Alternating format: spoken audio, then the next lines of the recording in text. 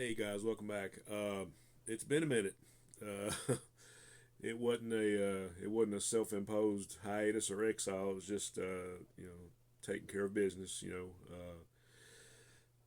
My mom had surgery, and I had to take some medical leave for that, and still doing the work thing when I'm doing that, doing the music thing, and just taking care of family in general.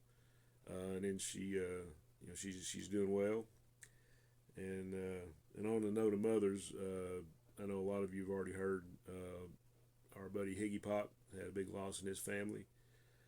So if you haven't already reached out, if you just think of him and send him some good vibes and prayers, if you believe, and out to him and his family. Um, so I'm in the back room, and I've just kind of peeked in here on and off when I've been home, because obviously, taking care of my mom, I'm up there a whole lot. But I was going to try to start integrating some stuff back in the collection, and I couldn't remember what I had shown in a video and what maybe I hadn't shown. I know there's a few things here that I haven't shown, but I just decided to like put it all in a pile. And if you've already seen it, I'm sorry. Don't mean to bore you, but I just in case or maybe you're just like me and old and can't remember. So I say got some comics, got some books, got some art supplies I picked up. I got a couple albums. So we'll just kind of get into it. And hey, hello everybody, happy weekend. So uh, I'm thinking I picked this up like in an antique store or a peddler's mall.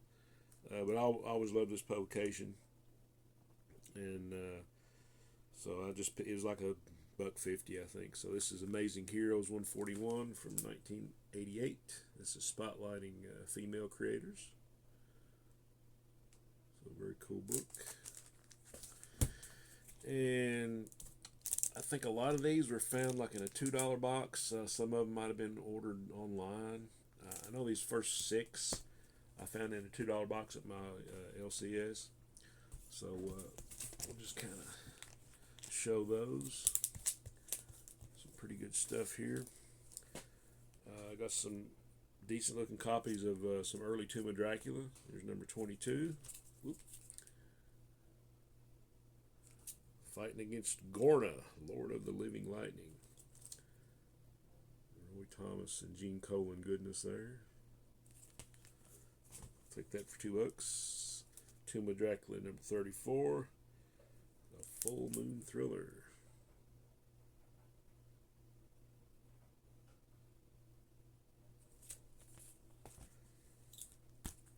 Spider Woman number 17. This is a title that I'm actively collecting. I always liked the character. Got some Silver Age action, I guess, or early Bronze Age. Jimmy Olsen, Superman's Pal number 124.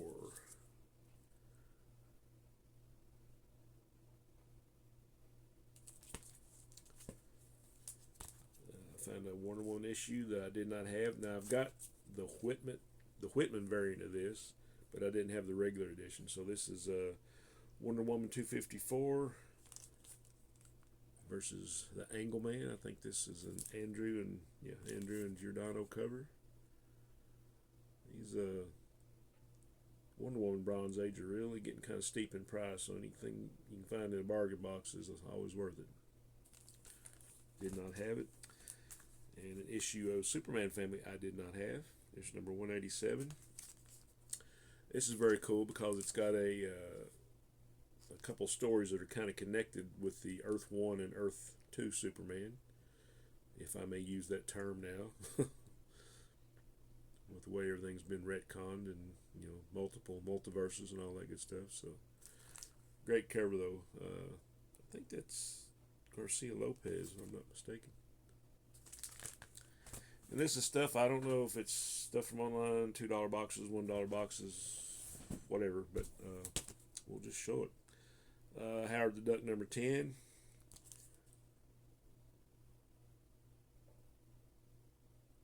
Got a few more to go to get that run.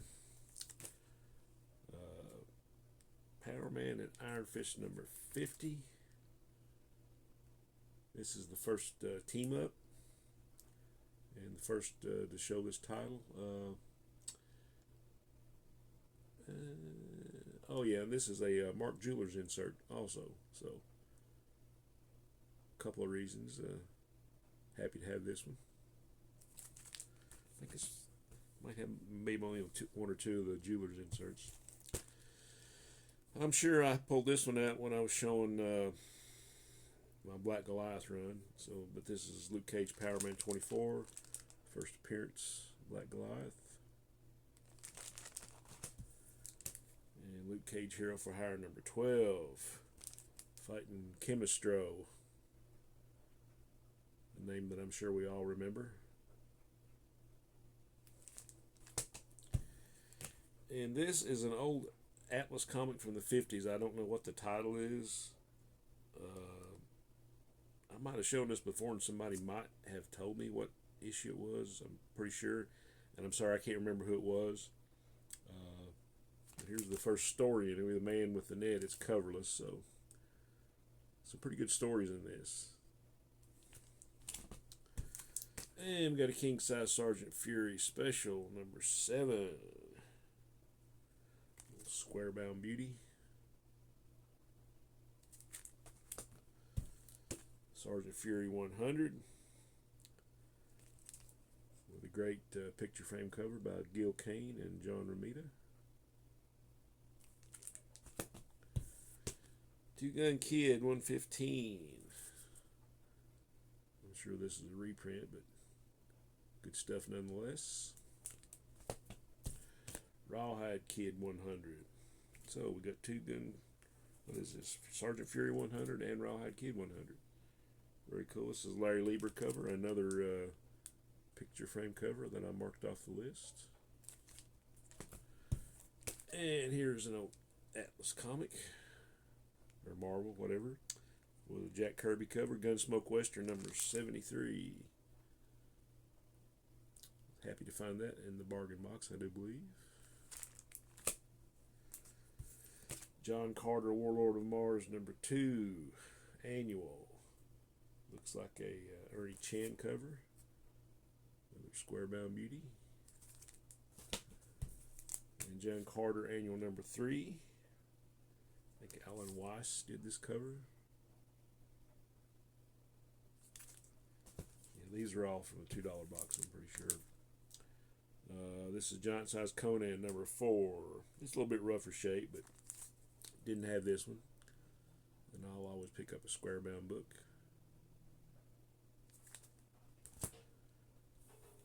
I'm pretty sure I did not pick this one up in a bargain box because this is Captain American Falcon 180. First appearance of Steve Rogers as Nomad.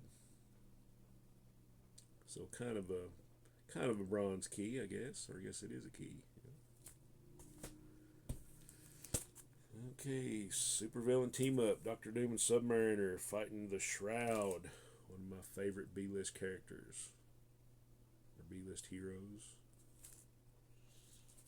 7. This is supervillain team up number 8. Dr. Doom and Namor. And this is supervillain team up number 6. Enter the Shroud, but I think the Shroud is actually in the issue before this. It's just maybe his first cover appearance. Fantastic Four guest story. And for some reason, another copy. I probably thought I didn't have it, so here it is. Yeah, this is supervillain team up number 5. This is actually the first appearance of the Shroud, even though he's not on the cover. And you got the Fantastic Four and Dr. Doom and Namor. Fun stuff. Marvel 2-in-1 number 5. The Thing and the Guardians of the Galaxy.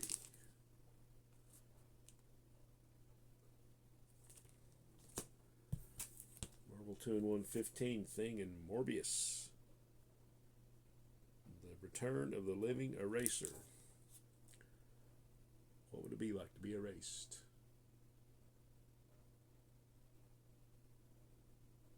And This is an early Morbius appearance. The Inhumans #9. Got a great Keith Pollard cover on it.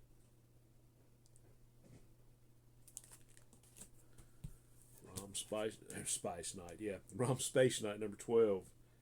I'm pretty sure I just got this one because it had an appearance of Jack of Hearts, which I'm trying to gather all those appearances. It's a great cover there. I know I ordered these online. I got #1 and #2. It was 3 issues, but this is a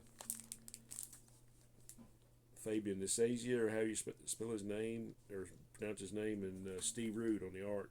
Spider-Man Lifeline 1 and 2. I still need to get #3. Sorry about the glare. And this one's about to fall apart. I think this was in a box I already had. The covers are just kind of hanging loose. But Marvel Tales featuring Classic Spider-Man #251. Fighting all the main villains there.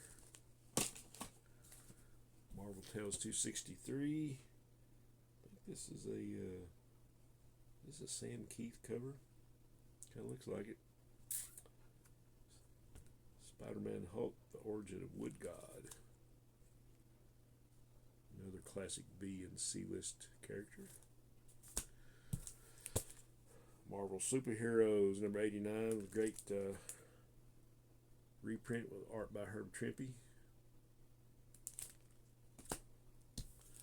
Marvel Spotlight 27. I'm pretty sure I already had this one because, no, maybe I didn't. I was thinking of something else. Anyway, this looks like a Gil Kane cover. I might be wrong, but featuring Submariner. Mighty Thor starring Marvel Spectacular. Behold the Living Planet. I think this is #4. This is a reprint. First appearance of Ego. Living Planet. Doesn't really look like Kurt Russell, but who am I to say? And here we have one of the first great, I don't know if it was great, but pretty cool, I guess, company crossovers.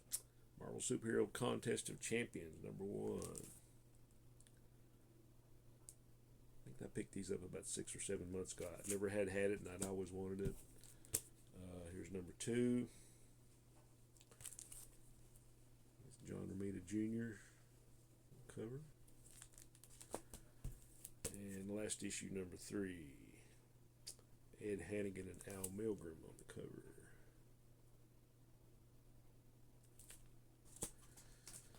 And we go back to some DC here.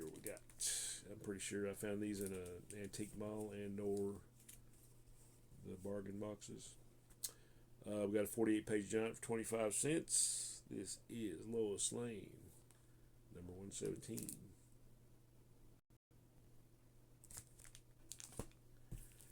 And #187 with a classic Neal Adams cover.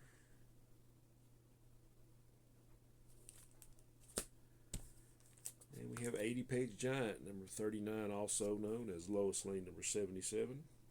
This is in rough shape, so I'm pretty sure I got it in the $2 box, but I couldn't leave it behind. 80 pages worth of Silver Age goodness right there. I know this is an issue of Super Friends that I needed. #43. Also an appearance by Plastic Man, so that makes it doubly good to have. This is one of the comics that DC had in the 70s with marked a DC TV comic, along with Welcome Back Kotter and Isis and Shazam.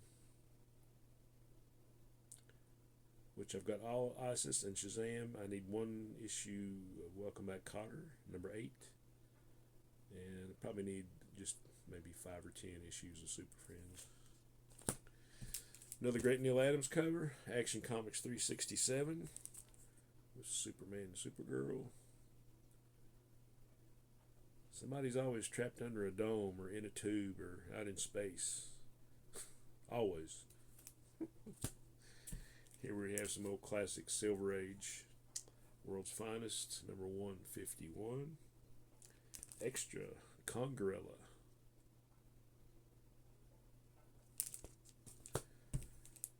And Lois Lane, number 131.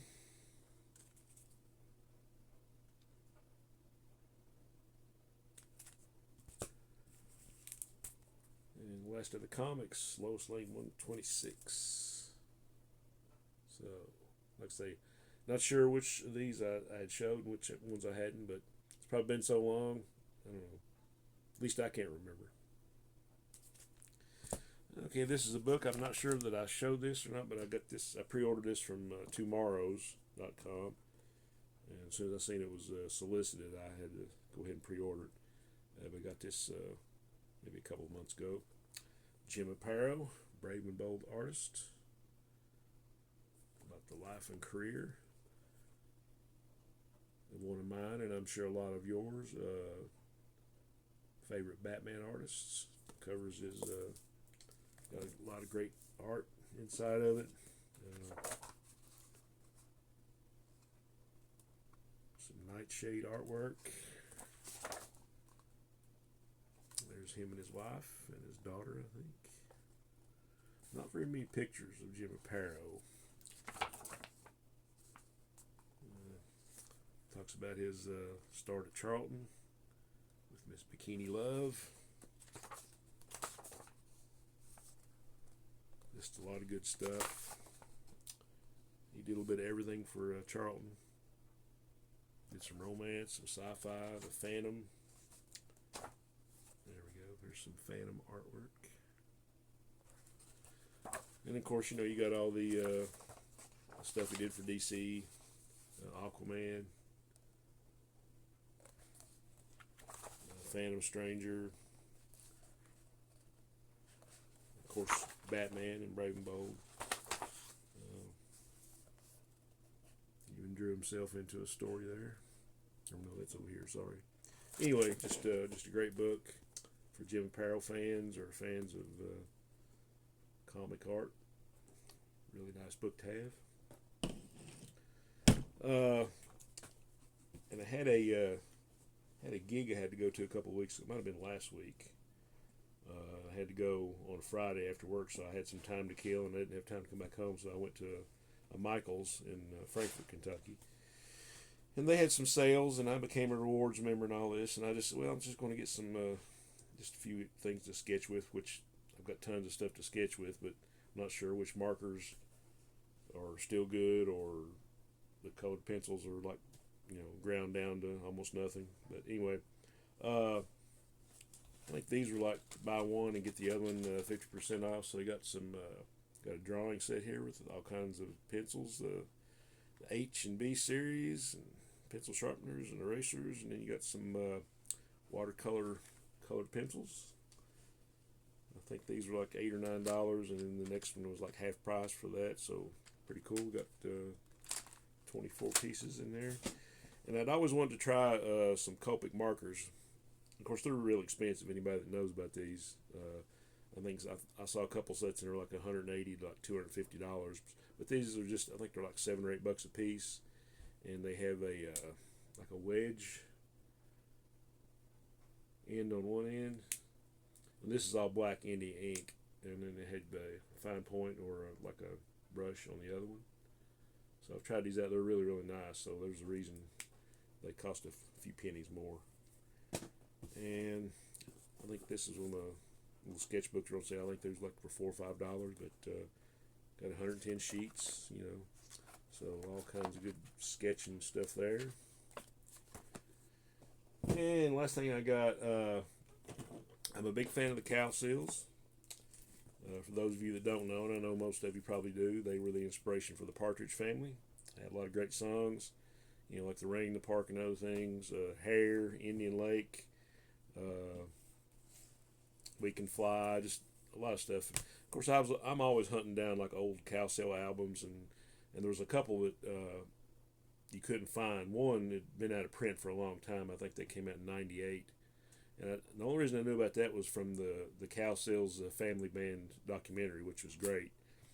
But some of the songs that were on that documentary were on an album called Global, and I could not find that thing anywhere. So they reissued them just recently in the last couple of years, I guess. So I got one on vinyl. It's the Cowsills Global. Got a lot of great tunes on it. I know my brother and partner Hot Rod. He's a big fan of the Cowsills also, but you got a great sleeve insert.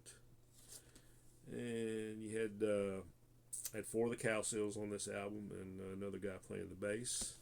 This was in '98, and there they are in the studio. I've heard a few of these songs, but I haven't got a chance to listen to either album I picked up. But just something I'd wanted to hear for a long time. And they actually had another album that didn't get put out, and it was, I think, in the late '70s maybe. But this album got shelved. Let's see.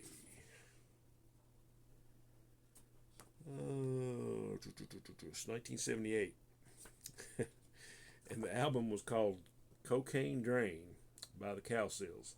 That just sounds funny to me because you don't associate the Cowsills with cocaine, but I'm sure they weren't all on cocaine, but but anyway, I got this on a disc, and so it's released by the Cowsills. Not got to listen to this yet, but I'm looking forward to it. So, probably doesn't mean a whole lot to a lot of people, but big Cowsills fan, so glad to have it. Anyway, guys, I went almost 22 minutes. It's going to be 22 minutes. It's kind of long for me, but just want to say hi and touch base with everybody. Hope everybody's doing well. Hope you're having a great weekend.